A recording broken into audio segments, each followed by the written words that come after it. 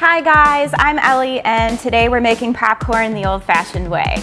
This is what I do at home and I'm going to show you how to do it at your house too.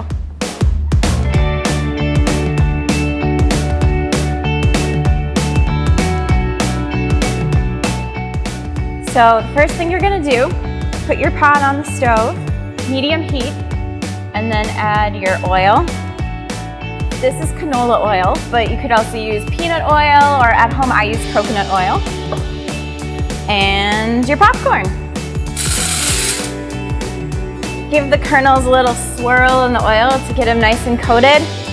And pop on the lid to trap in the heat and to keep yourself from getting hit with popcorn kernels or with oil. So you're gonna start to hear your oil sizzling, you're gonna see little bubbles forming around the kernels, and you're also gonna get a steamy lid. So at that point, you should start getting ready to hear that first pop. If you want extra crispy popcorn, you can turn the lid away from yourself to make sure that steam goes away from your face and let out some of that moist air. Or you could use a lid that has a vent in the top that just lets a tiny bit of air out so that the popcorn is really super crisp and crunchy.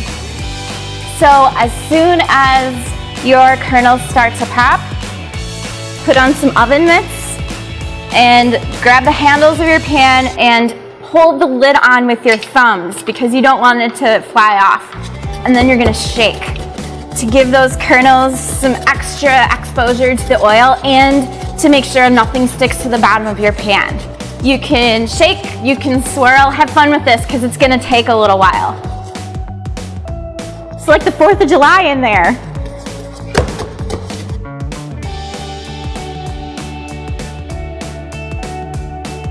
So when you start to hear the kernel popping slowing down, you can take it off the heat and leave the lid on for a little while to make sure that all the kernels have a chance to pop. I like to dress the popcorn right in the pan. So when you take the lid off, make sure that you're opening it away from your face to keep the steam off you. Pour in some melted butter, as much or as little as you like. Then put the lid back on and give it another shake.